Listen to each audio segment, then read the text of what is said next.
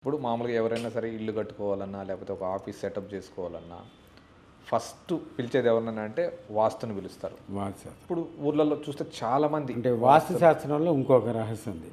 From the beginning first వాస్తు శాస్త్రం కట్టింది జాబాలి మహర్షి అని విశ్వబ్రాహ్మణుడు కట్టాడు. విశ్వకవి కట్టాడు. విశ్వకవి అనేటువంటి ఆయన బంగారం తయారు చేయటం, వాస్తు శాస్త్రాన్ని గృహ నిర్మాణం చేసింది విశ్వబ్రాహ్మణుడు చేశాడు. తర్వాత జాబాలి మహర్షి అని ఒక ఆయన వచ్చాడు. ఆయన కొంత మార్పు చేశాడు. మళ్ళీ మూడో తరం వచ్చేటప్పటికల్లా పరశురాముడు వచ్చాడు. పరశురాముడు వచ్చిన తర్వాత అతను మార్పులు చేశాడు. గత 50-60 సంవత్సరాల క్రితం అంతా పరశురాముడు వాస్తు. అయితే తల్లి శాపం వల్ల ఆ వాస్తు సర్వనాశనం అయిపోయింది.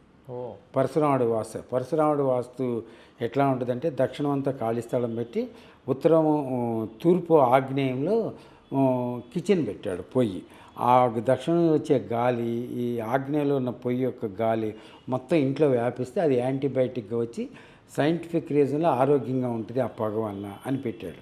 అయితే అతనికి శాపం వల్ల ఆ వాస్తు అంతా సర్వనాశనం అయిపోయింది. ఈ 50 ఏళ్ల క్రితం సినిమా యాక్టర్ సావిత్రి కానీ జమీందారులు వీళ్ళంతా కూడా రాజులు రాజ్యాలు తలకిందులై మొత్తం బేకార్ సెక్షన్ అయిపోయారు. ఎందుకయ్యారంటే తల్లి పరశురాముడు తల్లి శాపం పెడుతుంది. పరశురాముడికి తల్లి స్నానానికని నీళ్ళు తేవడానికి వెళ్తుంది. ఆ నీళ్ళ బిందె నీళ్ళ కుండ ఆ రోజుల్లో కుండలు కూడా ఆ కుండ తీసుకుని వస్తుంటే ఒక మహర్షి స్నానం చేస్తుంటే చాలా అందంగా ఉన్నాడు అని చెప్పి అనుకుంటుంది మనసులో. మానసిక వ్యభిచారం చేసింది. ఎప్పుడైతే మానసిక వ్యభిచారం చేసిందో కుండ పగిలిపోతుంది. ఇంటికి వచ్చేస్తుంది. ఇంటికి రాగానే పరశురాముడు చూస్తాడు భార్యని. నువ్వు ఎందుకు నీళ్లు తేలేదు ఏంటని అడగడు. దివ్యదృష్టితో మొత్తం చూసి ఏం చెప్తాడంటే కొడుకుని పిలుస్తాడు.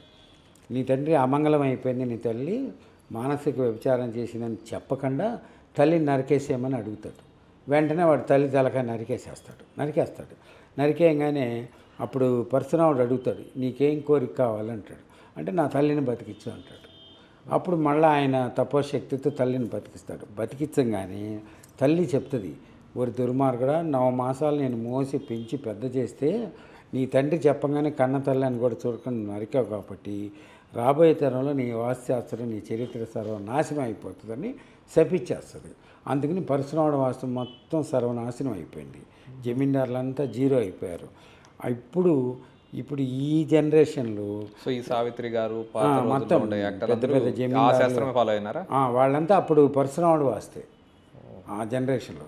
ఎప్పుడైతే అందరు నాశనం అయిపోయారో మళ్ళీ వాస్తుశాస్త్రంలో గొప్ప మహనీయులు ఏం చేశారంటే ఇది తప్పు, దీన్ని సవరణ చేయాలని చెప్పి మళ్ళీ మానవులే దక్షిణంలో బరువు ఉండి ఉత్తరంలో ఆపోజిట్ అనమాట శాస్త్రం. ఉత్తరంలో ఖాళీ పెట్టి ఆగ్నేయంలో పొయ్యి పెట్టి నైరుతిలో బరువు పెడితే అప్పుడు బ్యాలెన్స్గా ఉండి ఉత్తరం కుబేరుడు ఉత్తర ఈశాన్య కుబేర లక్ష్మీ చంద్రస్థానంలో ఫ్రీక్వెన్సీ ఫ్రీగా ఉంటుంది అని చెప్పి తీర్మానం చేసి మళ్ళీ ఈ జనరేషన్ ఇట్లా పెట్టి ఇదేమైందంటే ఈ జనరేషన్లో ఇది సక్సెస్ అయింది, విజయవంతమైంది.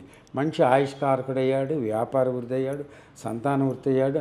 అన్ని కోణాల్లో కూడా మనిషి ఆనందయోగం అమృతయోగంలో ఉన్నాడు. అందుకని ఇప్పుడు ప్రజెంటెన్స్ జరుగుతున్నది ఈ విధంగా జరుగుతూ ఉంది.